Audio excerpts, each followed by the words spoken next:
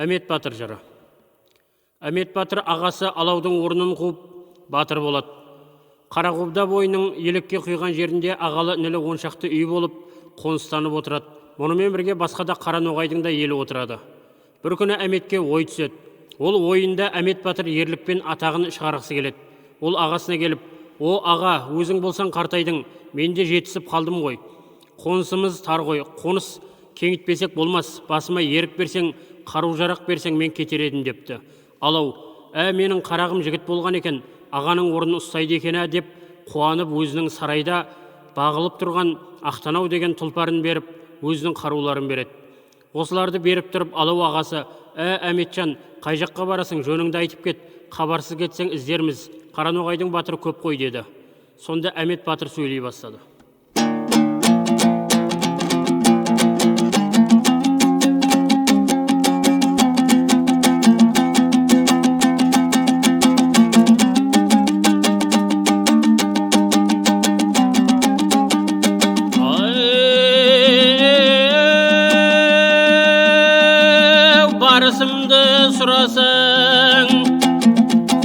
Барысымды сұрасың, маңғырдың қырын жайлаған көп қалмақтың еледі, етегінде аққан су малға жайлы дереді. Ойладым соған барарға, сондағы қалың қалмақтың қонысын тартып аларға, қалмаққа ойын саларға. Ноғайлар маған айтады: "Тумай кеткір сен" дейді, "ағаңдай болып тумадың, ағаңның жолын қумадың". Осы сөзді есітіп отырғаным жарар ма? Барар жолы бір айлық, келер жолы бір айлық. Аман болып сау тұрсам, 2 айда келемін. Тап қылғанын Алланың, сол арада көрермін. Кетейін деп жатқан шешесі біліп қалып, келіп баласының тізгінінен ұстап тұрып сөйлей бастады.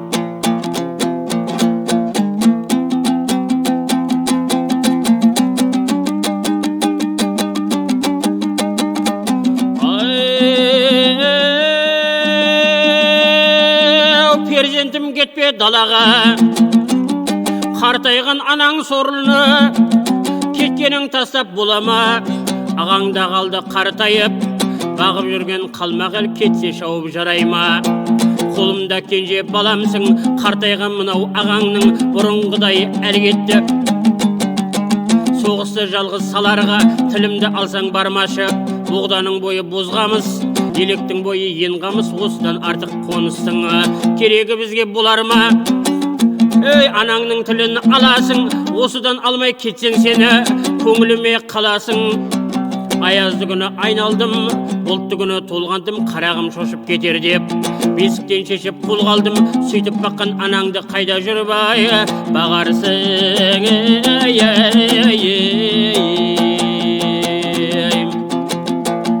Деп еді батыр: "Ағам рұқсат етті, сен қанша айтсаң да сапарымнан қалмаймын" дейді.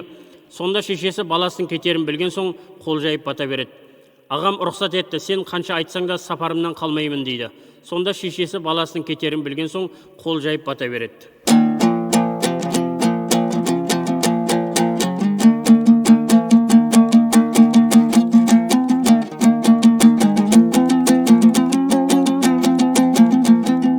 Жолыңды Алла оңғарсын, жолыңды Алла оңдасын. Қызыр Ілияс жар болып қыдырата қолдасын. Қолтығыңнан көтеріп, қолыңнан ұстап демесін. Көп тілегі көл деген, аман есен келерсің. Бір Алланың салғанын неде болса көрерсің. Отбасы менен ербасы көрмесі болмас дүниеде, неде болса көрерсің.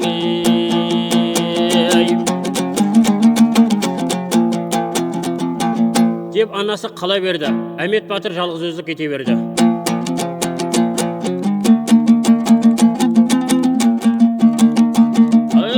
Ақтанаудай тұлпардың қалмаққа басын қаратты, қамшымен бұтын таратты, бауырынан жаратты, дөңгеленіп желеді. Арандай аузын ашады, аяғын топ-топ басады, еті қызып тұлпардың, әдегенше болмай-ақ біраз жерге асады. Тұлпарға батыр мінген соң бұрынғы ердің бойынан кей жарымдай асады, әруағы ердің тасады. 12 күн дегенде қырдың шықты басына, жайылып жатқан мал көрді, қалың жатқан ел көрді, қалың жатқан ел көрді. 2-3 мыңдай ел ғой деп алыстан тұрып шемберді, алыстан тұрып шемберді.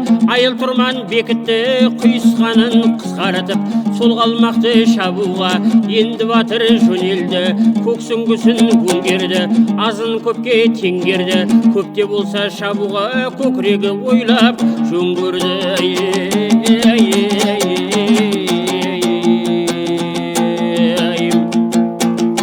Бұл елдің адам жоқ екен.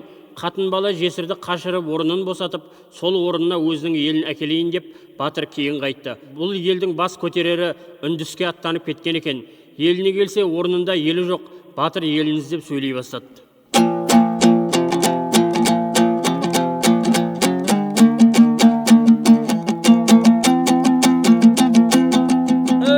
Елім кетіп қалған жұрт, елім кетіп қалған жұрт, айналайын Құдай-ай, елді шауып кім алған, елге бүлік кім салған. Қартайған кетті анамыз, інімен кетті ағада, жолын білмей қалдым-ау, артынан іздеп барарға, ойланамын қараймын, ақыл ойлап табарға. Жау болған біз дұшпанның еліне ойраны саларға.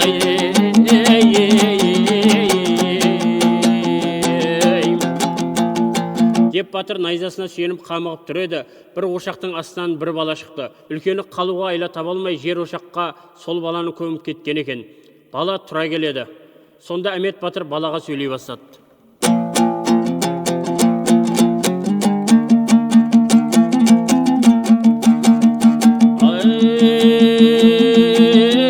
Ел қайда бала, ел қайда?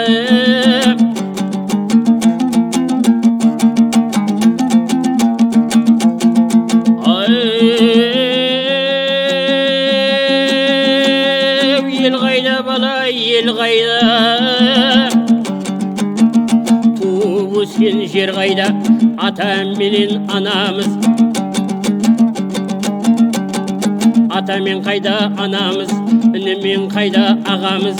Не қылып жатқан баласың, келбетіңе қарасам, бозарасың ғой соласың, өзің жалғыз баласың. Мидай жазық далада, жалғыз қалай қаласың. Қалмақ елі шапты ма, содан елім қашты ма, қонысты тастап асты ма, айтшы қане сен бала, қапияда дұшпан басты ма. Сонда бала жылады, көзінің жасын бұлады, жылап тұрып сөйлейді, сөйлегенде бүйдейді. Әмет батыр ағамыз, желді күні панамыз, сен кеткен соң артынан қалмақ шапты еліңді. Малменен кетті дүние, анамен кетті ағаңыз. Сындырды дұшпан беліңді, алау батыр ағамыз. Қапияда ғой жатқанда, оны ұстап қолға алды, аяғы менен қолына салды қос-қос кісенді. Жалғыз қалған ағаңа қиын болды ағеке, байқасаңыз қиын ісенді. Сәлем айтты байқасам, ақ сүт берген анаңыз. Сәлем айтты ағамыз, өзің ойлап қараңыз, өзіңіз ойлап қараңыз. Бар болса өзің білерсің, көкіректе ақыл санаңыз. Ол сәлемі мынау ет, Қобдаға таман барсын деді. Орақ пенен Мамайдың қасынан әскер алсын деді. Келсін деді сосын дұшпанға, онан басқа келмесін, келіп босқа өлмесін. Қаптап жатқан қалың жау ойыншық деді, көрмесін.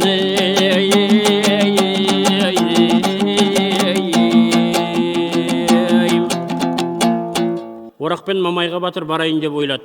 Орақ Мамайдың елін таба аламысың деді батыр. Бала табамын деді. Қобданың жоғарғы жағында отырады дегенде естіп едім. Осы судың жоғарғы жағынан табылар, өрлеп жүре бер деді. Баланың айтуымен 3 түн 3 күнде жаңбыршылы Телағыстың ауылына келді. Үйден жаңбыршы шыға келіп: «Әй балам, қайдан жүрген баласың? Қай ноғайсың? Кімнің баласысың? Қайдан келесің? Қайда барасың?» деп сұрады. Сонда Әмет батыр сөйлей бастады.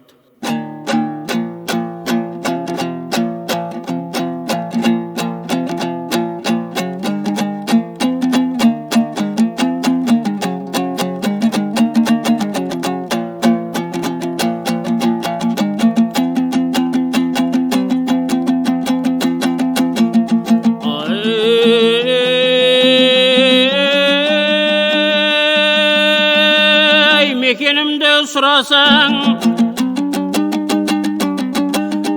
Қобданың төмен сағасы, барысымды сұрасаң, Қобданың жоғарғы жағасы.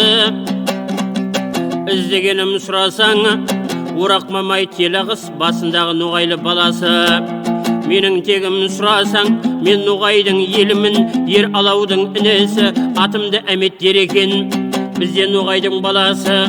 Ай, іздеп келдім әдейі, солардан көмек болар деп, көкіректің болмас деп аласы. Келген менің себебім, өзің жауға кеткенде, елімді қалмақ шауыпты, ұйықтап жатқан Алауды ұстап қалмақ алыпты. Келсін неге шамасы, аяққа сен салыпты. Шауып елді бүлдіріп, оңай олжа тауыпты. Келсем жұртқа елім жоқ, мына тұрған бір бала. Мына тұрған бір бала жер ошақтың астында жасырынып қалыпты. Хабарды маған беруге жатып мені бағыпты. Ағамыз еді Ералау, бізге сәлем айтыпты. Жауға депті жалғыз келмесін, қаңғып депті өлмесін. Қобданың жоғарғы жағасы, бар депті Ноғай баласы. Әскер сонан ал депті, сосын келіп дұшпанға ойын соғыс сал депті. Соның айтқан жолымен елден шығып келемін, берсеңдер әскер аламын, қалмаққа таман барамын, ойын соғыс саламын, бермесең де кетермін. Кесір беріп тұра алманы, жалғызда болсам жетермін, бермеген әскер Ноғайға айлан нешік етермін, бермеген әскер Ноғайға айлан нешік етермін.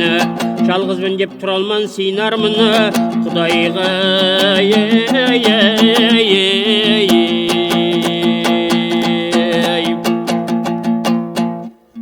Деп ер Әмет сөзін тоқтатып еді.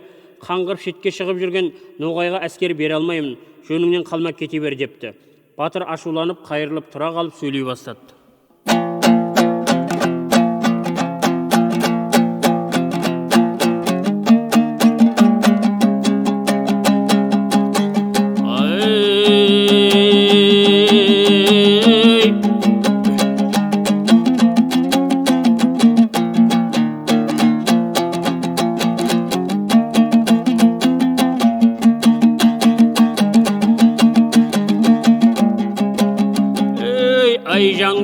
Жаңбыршы, Құдайымнан көрермін, жетсе ажалы өлермін. Егер ажал жетпесе, қалмақ елін талқандап айналып қайта келермін. Айналып қайта келермін, көп ішінде сыйыңды жаста болсам берермін. Әулиелер қолдаса, ұстап қолдан демесе, Ақтанаудай тұлпармен дұшпанға қарай желермін. Осыны бала айтты да, тұлпардың басын бұрады, маңдайын жауға қаратты. 60 күндік жер екені 21 күнде келіпті. Әбжыландай қалмақтың қалың елін көріпті. Айыл тұрман бекітіп, баданасын баса киеді, көк найзасын өңгеріп, көкірегі желденіп.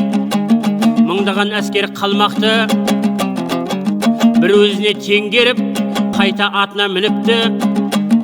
Қарауылшы тұр екен Әмет дейін батырдың, келгенін енді біліпті.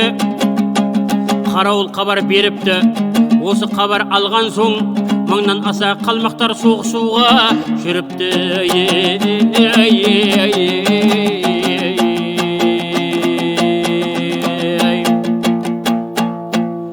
Қалың қалмақтардың ішінен біреу шығып жүре қоя беріпті. Бұған қарсы Әмет батыр да жүреді. Келе тұра қалмақ сөйлей бастайды.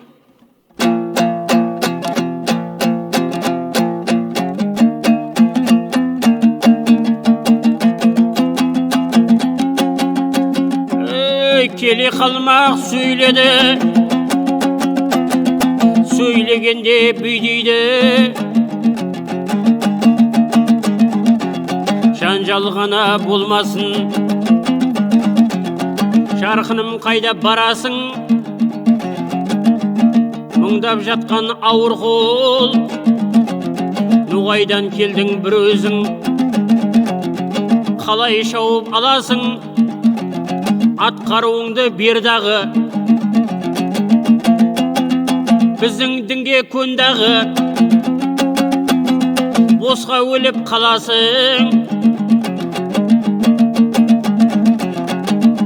Шапқанмын сенің еліңді, талқан қылдым мекен жеріңді, ұстап қолға алғанмын алау батыр еріңді, тарзынданға салғанмын, қайтаруға келдің бе қалмақтағы кегіңді? Ерегістен қалмақ ерлері жояды сенің көзіңді, көрсетеді көрімді, тарқатар сөйтіп ноғайым көкіректегі шеріңді. Сонда әмет сөйледі, сөйлегенде бүйдеді. Балам, балам дей берме, сенің балаң мен емес, менің әкем сен емес. Дегенің балам жөн емес, көптігіңді көріп мен, қылмаса Аллам келемеш. Ат-тонымды беріп қашқандай,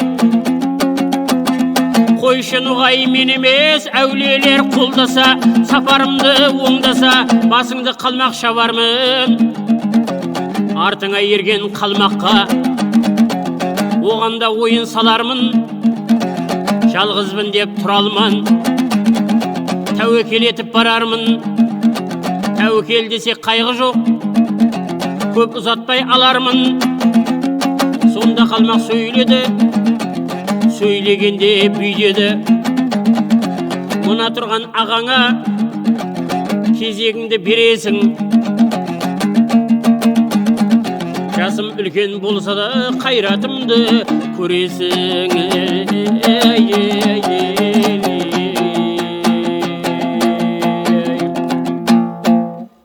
Ал қалмақ ағасын ғой, кезегіңді ала бер деді.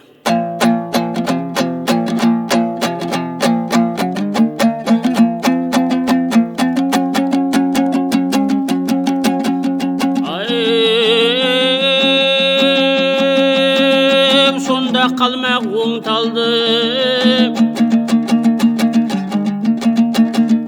сонда қалмақ оңталды, қорамсаққа қол салды, атып қалмақ қалады. Әметке оғы барады, оғы бірақ өтпеді. Екінші атып қалады, өтпеді де жетпеді.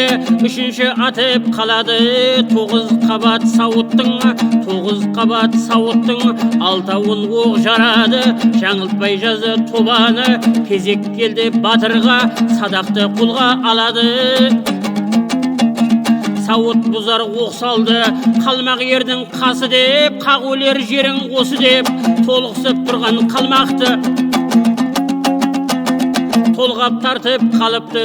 Қалмаққа оғы барыпты, өтпесе де қалмаққа қабатын 6 жарыпты. Алып оқты тағатты, ит қалмақты жайратты. Жығылып ере қалған соң, сонда қалмақ жапырды. Семсерін батыр қолға алды, қырамын деп ақырды. Қылышын жауға сермеді, батырды ашу кердеді. Батырдың үстін қан жапты, арыстандай ақырып. Сонда да кезек бермеді, қайраты тасып өрледі. Қаптаған қалың қалмақты ботақұрлы көрмеді. 12 күн соғысты, мұндай келген қалмақтан тек 100 кісі ғана көрінеді. Мұны көріп алған соң әруағы асады, ердің мысы басады, ердің мысы басады. Қалғандары қалмақтың еліне қарай қашады.